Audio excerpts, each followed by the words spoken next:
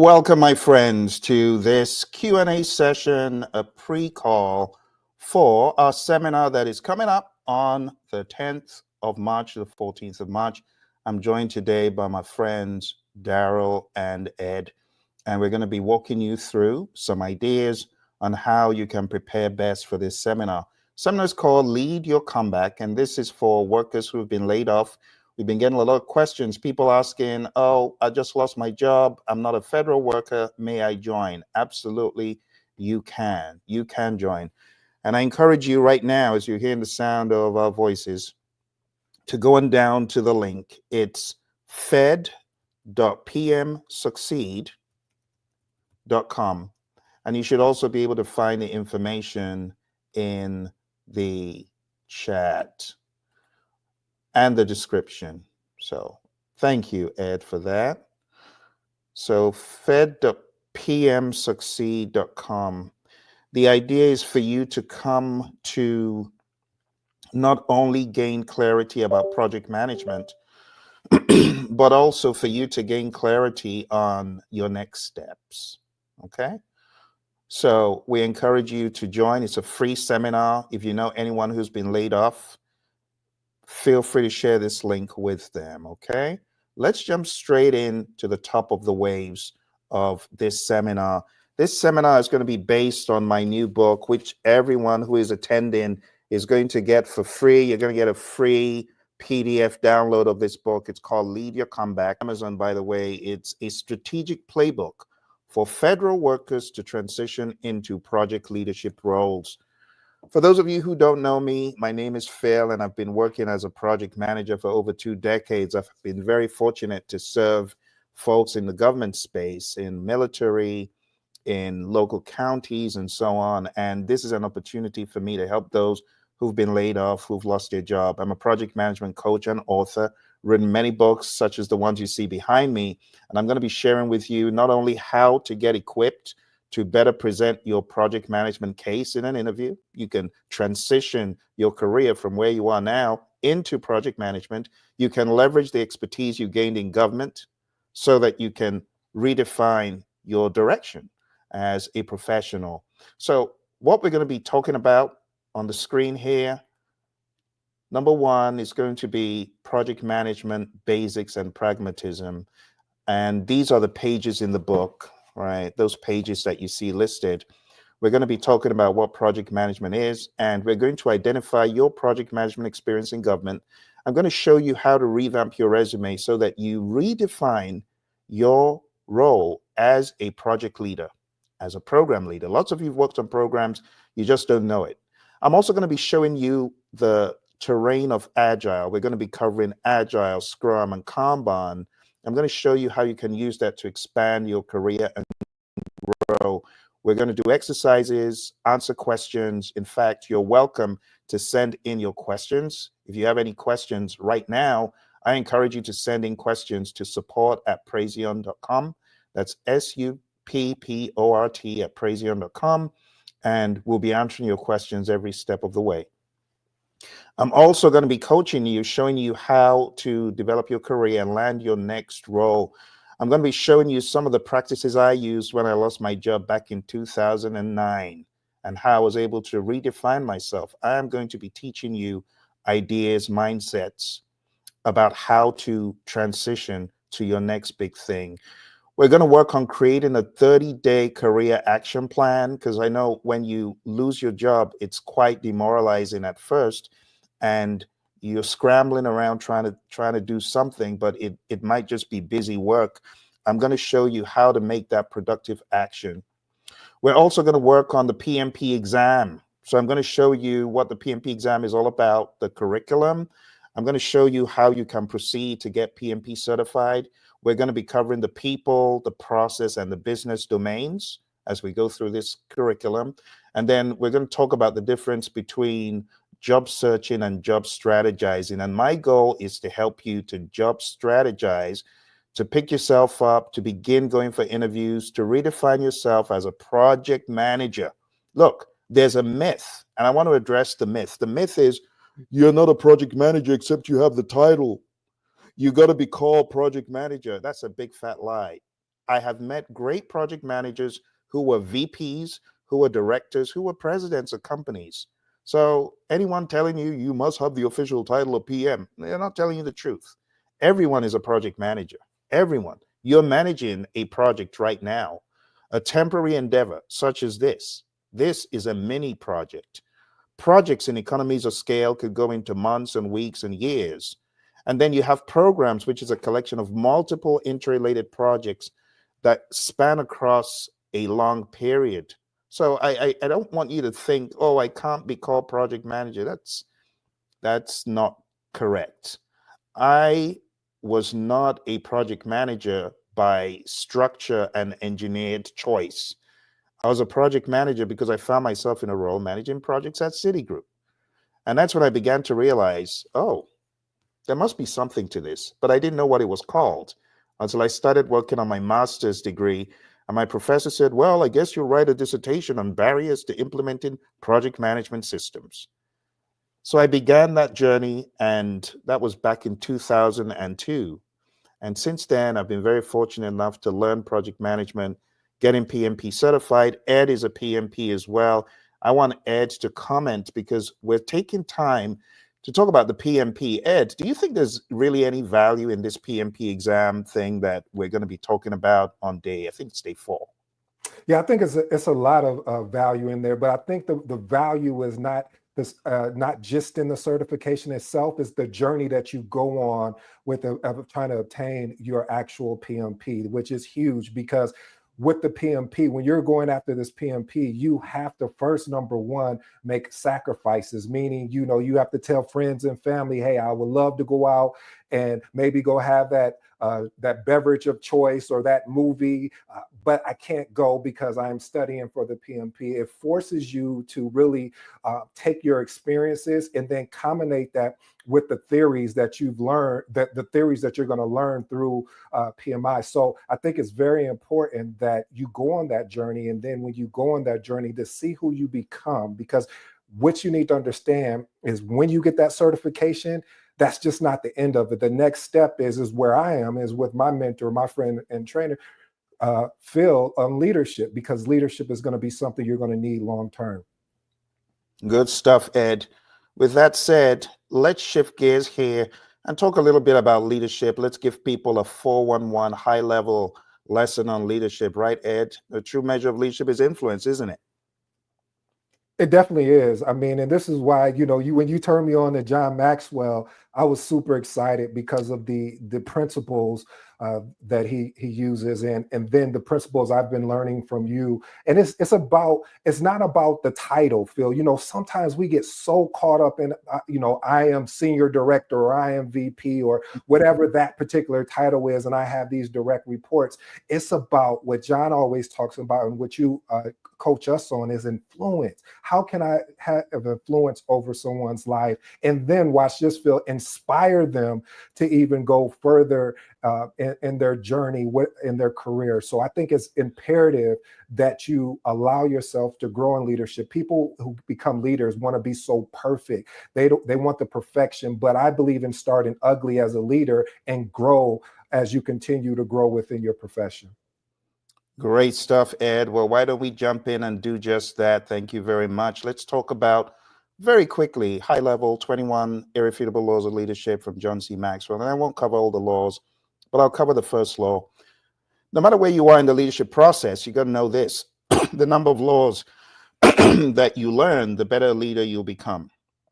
Each law is like a tool ready to be picked up and used to help you achieve your dreams. So law number 1, the law of the lid. This guy's in a jar. That lid, it represents his leadership ability. And this guy cannot go any further in terms of his success, his ability to deliver beyond his leadership potential. The lower your ability to lead, the lower the lid on your potential. Companies know this. What happens when there's a takeover of the company? They're not leaving the CEO at the helm. They're going to cut the CEO out. Why is that? Because the CEO is the lid on that company's potential. So the higher your ability to lead, when you understand the dynamics of leadership, the higher the lid on your potential. It's just straightforward. If you want to increase your effectiveness As a project manager, as an employee, learn the laws of leadership, understand how leadership works, and you will become more effective. It will be a geometric progression. You can see in this image here on the left, let's see if we can make that a bit bigger. You can see that the level that this person is putting in a level 8.5 in terms of success dedication. Yes, they're dedicated to success, but their leadership is very poor. So that gray area, the darker gray area, that's their level of effectiveness. But on the flip side, if you take a look at someone putting in comparable success dedication, but leadership ability is a 7.5 versus a 1.5 for the first person, you see that it increases their level of effectiveness. The true measure of leadership is influence. You got to understand your ability to influence will make or break your career. And when we talk about influence, we're talking about influencing yourself to start with. So, law number 1 is a signal to learn leadership. Be intentional about your leadership journey. One of the best ways to begin learning leadership intentionally is to learn from someone like my mentor, John C. Maxwell, who is behind the book that this presentation is based on. And if you want to follow John, I learned from the best. John gives away stuff for free. I'm giving you this seminar for free. My buddy John, he's giving you Minute with Maxwell for free, $0. And what you're going to learn from the Minute with Maxwell program is every day, as you stay tuned to John's Minute with Maxwell, you're going to learn profound laws, insights, and ideas about leadership. So I highly encourage you to jump on Minute with Maxwell. I put that in the chat. You see that right there? maxwellleadership.com/Minute with Maxwell. Go to that link and sign up, and you'll be able to learn a lot from John's curriculum. Number 2, the law of influence. I've already said it today. True measure of leadership is influence, nothing more, nothing less. John says, he who thinks he leadeth, but has no one following him, is only taking a walk. Isn't it sad that you have people that think they're leading? No one's listening. No one's tuned in. Why? Number 1, no character. Character is poor. 2, they don't have relationships. They are carrot and sticks people, knocking people over the head, coercing people, firing people out of spite, right? Knowledge, they don't know very much. They're not intuitive. They're not leveraging experience, and they're not leveraging success. That is a blueprint for failure. But for those who understand influence as leaders, they have character, they build character. Come on now, let's be honest. You ever seen a character flaw and you say, I need to adjust this? I'm butting into conversations. I'm being too directive as a leader.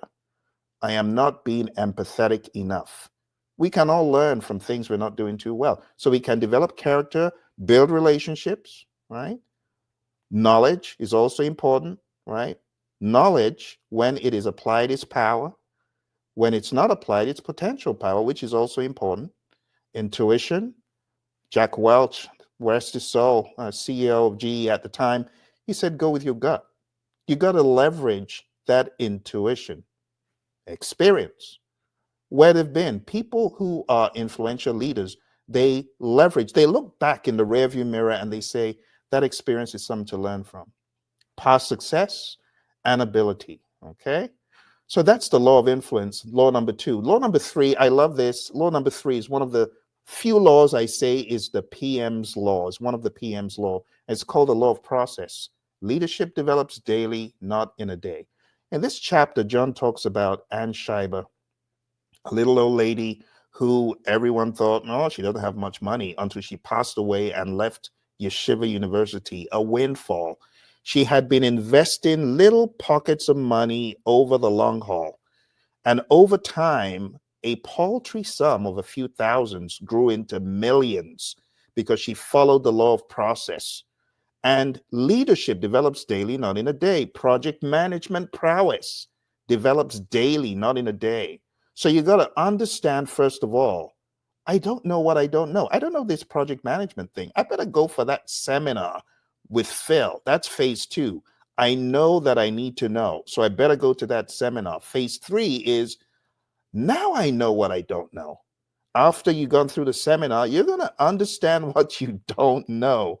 And you're going to get to phase 4, where you begin to know and grow. And it's going to begin to show because you're going to begin seeing yourself as a project leader. And phase 5, I simply go because of what I know. You're now on autopilot. So you got to understand your process as a leader. It's daily, which is why I highly recommend Minute with Maxwell. It's a daily devotion to leadership. You're going to benefit immensely from it. Number 4, I call this the PM's law again. It's the law of navigation. And the law of navigation just says anyone can steer the ship, but it takes a true leader to chart the course. Here we talk about Robert Falcon Scott and Roald Amundsen, right? The big rush to get to the South Pole. And Robert Falcon Scott, he was a British naval officer. He didn't plan as thoroughly as Roald Amundsen, and consequently, all his men died. Some had gangrene. Bad things happen to them. Bad things happen when you don't plan. And the idea behind the seminar that I'm inviting you for is to come learn how to plan, right? PMI, the Project Management Institute, they're masters in showing you the multiplicity of things that you need to plan. You got to plan scope and schedule, cost, quality, resources, communication, risk, procurement, stakeholder. Then you got to apply some agile. I'm going to be teaching you this. But one thing you got to learn from this is you got to be intentional in planning your future, your next step. Number 5 is the law of addition. Leaders add value. Simply put, true leaders, they add value to others. They've got fulfillment in leading others. They lead with the right motives. They have the ability to perform significant acts, and it delights them. And you got to understand that as a leader, you are benefiting as well, right? And you develop this attitude of service. So, Ed, let's be honest. We don't want to be negative on this call, but haven't you been in a situation, Ed, where there are carrot and sticks dangled in front of you, a stick to whack you on the head to make you conform, and a carrot to do the same thing? The carrot is still a bad thing because it's been given to you with maliciousness in mind. What do you think about that, Ed? Yeah, so fortunately, unfortunately, I've experienced that, and like we all have in our career. And sometimes it takes a moment to identify it because it may look as an opportunity, but all opportunities are not good for the direction we're going. This is why strong leadership is required, because when you have a strong leader, now when I say strong, I'm going back to the John Maxwell principle of influence, of being able to influence you in your career, influence you in your day-to-day, because great leaders, what they do is they are slow to speak and very active to listen. I'll say that again, slow to speak, but very active to listen, because it's required in order to understand where someone is going in their journey or what they see in someone, because there's potential there, but how can I pull that potential out of that particular person? So watch this, Phil, so they can see the potential. And now it doesn't turn into, going back to what we were originally stating, a carrot and a stick. They're able to see it and say, oh, I can do this. This is the growth path that I'm on. That is great stuff, Ed. Draw out the greatness and show them how they can even blow their own minds. Great stuff. So the law of addition, right? Only secure leaders give value to others, and leaders add value by serving others. Number 6, the law of solid ground. Trust is a foundation of leadership. So, Ed, what are some ways that as a leader, if I go into an organization, if I'm on a new job, if I find myself in a customer situation, how can I build trust right from the get-go? Any ideas? Yeah, I think you have to be consistent and lead by example. Don't, one of the things my mom used to say, and we joked about it. She would say, don't do as I do as I say. And I would say, Mom, respectfully, but shouldn't it be backwards? Like, shouldn't I be following your example? And she would laugh. She was like, yeah, son, you're right. But the point I'm making with that story is that a lot of leaders will say, you need to do this. I mean, you need to be on time at that meeting. We need you in 10 minutes early, and they're walking in the door. If we start at 8:10, 8:15. Now, I may not be speaking to all leaders, because I know there are a lot of exceptional leaders out there, but those that aren't, they know who I'm talking to. And so it makes it hard and challenging, because you're saying, hey, I need you to do this, but you're not willing to do what you're asking me to do, or showing me examples of how you've actually done that. Because what you were saying, Phil, about the rear view and front shield window approach, that's my thing right there. Because a lot of times in life, we don't understand the importance of keeping that front shield window approach, and only looking at the rear view mirror to be able to glance back at, hey, I didn't lead that person well, but you know what? I can improve by being iterative of helping them grow as an individual, keeping that front shield window approach to leadership. Lovely stuff. And let's not forget that we have our buddy Daryl. Daryl is also PMP. He's also a thought leader in AI. He's my AI coach. The reason why I'm so passionate about AI. So Daryl, if you have any contributions, please jump in immediately and share them. We're talking about building trust.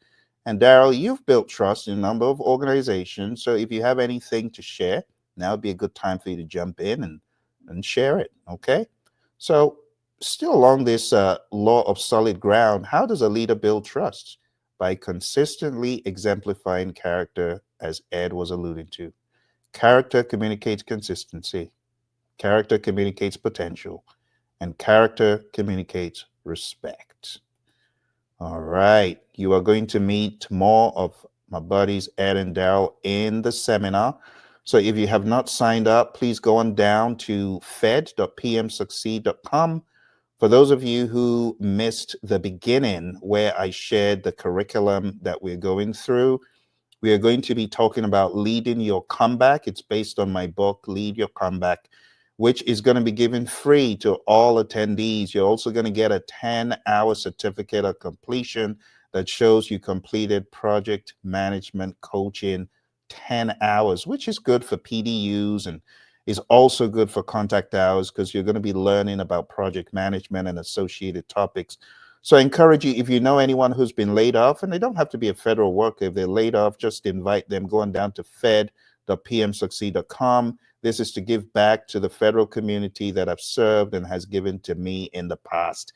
The likes of NASA and the FBI and the US Army and the US Air Force. I have been very happy to serve these individuals. And I remember the US Army Corps of Engineers back in the mid 2000 and I want to say 2013 or thereabouts, 2014.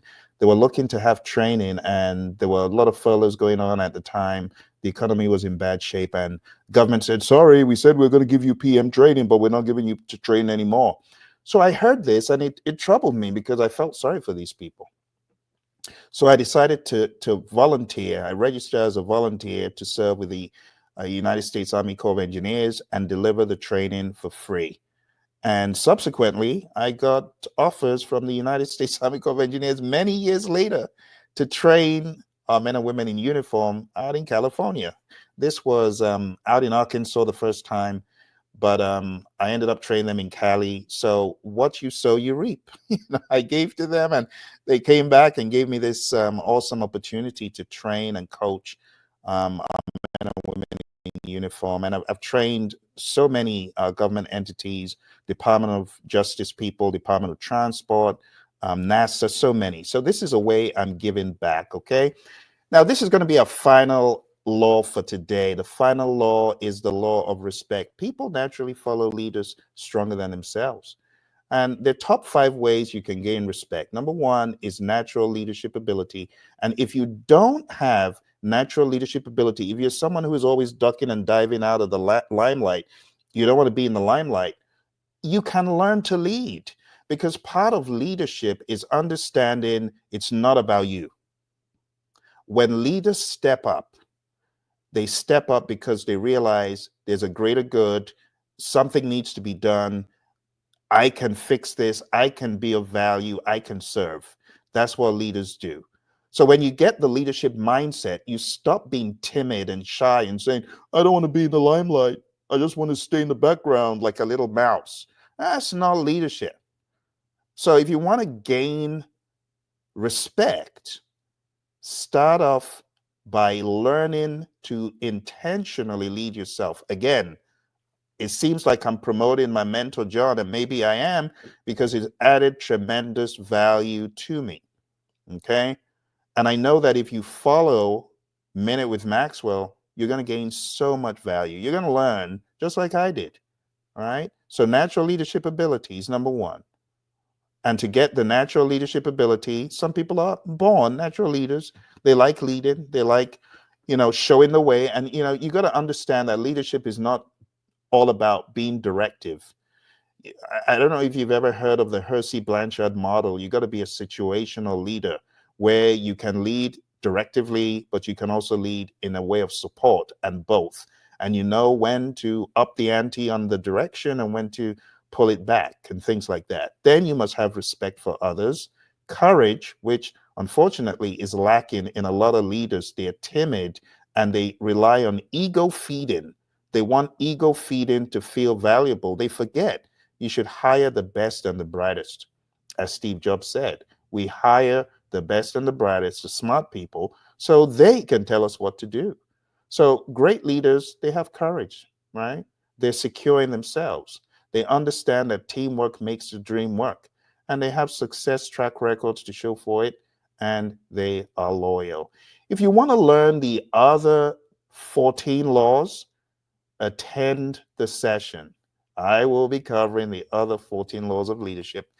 Going down to fed.pmsucceed.com. For those of you who missed it in the beginning, we're talking about a smattering of topics in the seminar. We're going to cover project management basics. We're going to cover process groups and knowledge areas. But while we're doing this, I'm going to show you how to revamp your resume to make it more reflective of project management. We're going to cover the 10 knowledge areas. We're going to cover Agile, Scrum, Kanban. We're also going to talk about career strategy and landing your next role, and talk about certifications and next steps. We're also going to talk about mastering the 3 domains for the PMP exam. So if you want a crash course for the PMP exam as well, this is all wrapped up in one. We're going to talk about all the 3 domains, and I'm going to give you access to a final mock exam that will help you understand the craziness of the PMP. Ed, is it fair to say PMP is one crazy exam if you're not well prepared for it? Wow, you're being nice. It must be Saturday today, Phil, because you're being really nice. Man, that exam is emotional journey, but it's worth it. It is very challenging, but it's also exciting. I know when I went on my journey, you would look and you would say, man, I got to put in 2 to 3 hours a day. I'm tired. I just got off of work. I just want to put on the TV and just relax. But the journey is worth it, and I really think you're going to get so much value out of, because you're not, and what I love what you're going to be doing here, Phil, is you're going to make this so pragmatic, meaning real life for people. Because a lot of times we get all this theory training, and then after I get the training, I can't do anything with it because I don't know what's my next step. And this is why I love being under your tutelage, because you provide pragmatic steps that you can take away that day and start implementing that day. You can give them tonight to think it over, but you want them to take action immediately.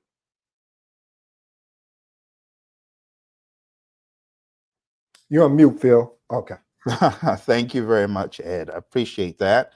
For those of you who are listening, again, make it a date.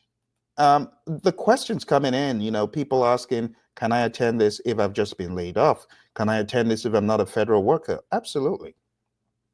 Don't look a gift horse in the mouth. Be smart. And I appreciate those of you who wrote in to ask, can I attend? I'm not a federal worker. Yeah, absolutely. You're not in the United States. That's fine.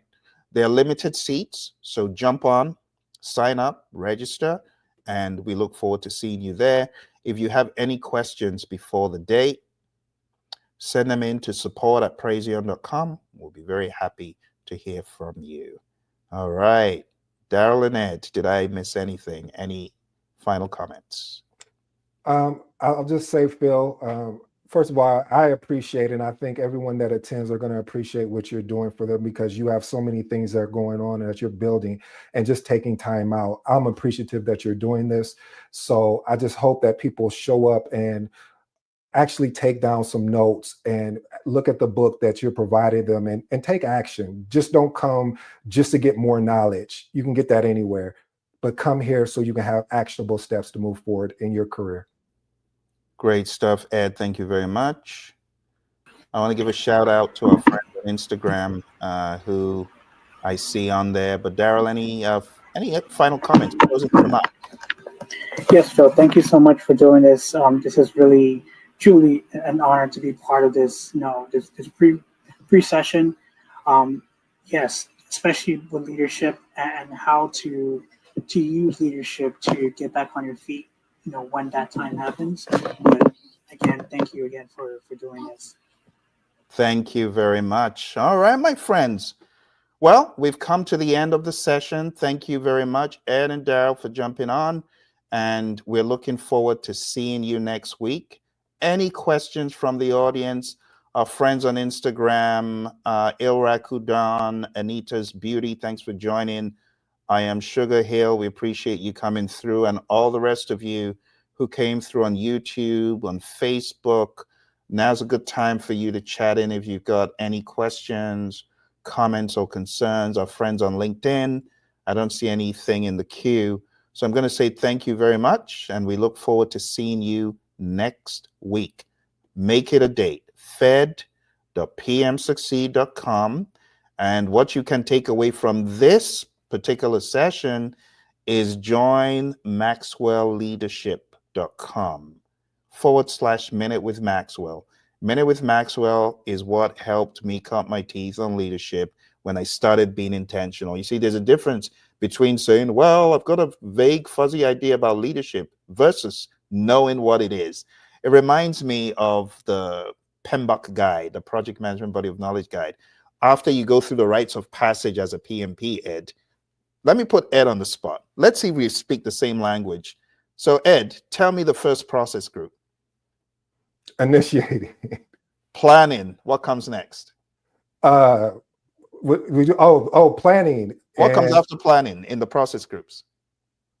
Oh, in the process groups? So you said initiating, I said planning, which comes next. Oh, executing. I didn't know monitoring, controlling. So we're trading. We're trading. And honestly, Ed, all we're doing, we're demonstrating to the audience that you can learn leadership as a framework, the same way you and I are speaking the same language. You said initiating, I said planning, you said executing, I said monitoring and controlling, and then what comes next, Ed? Closing.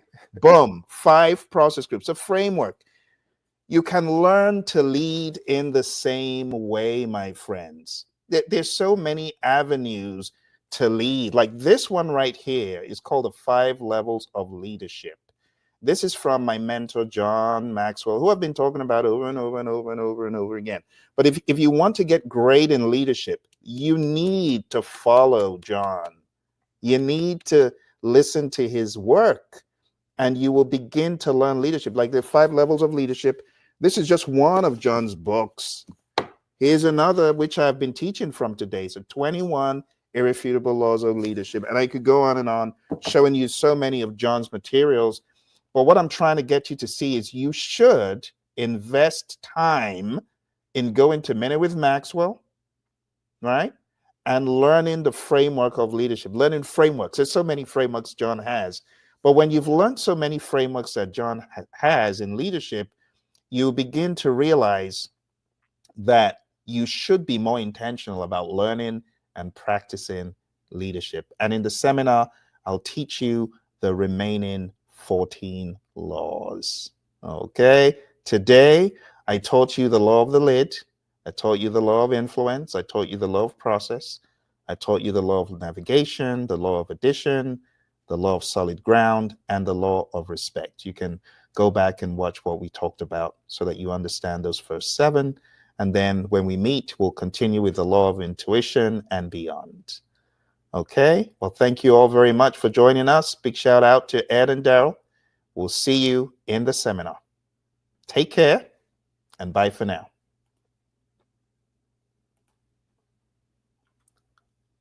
Au revoir.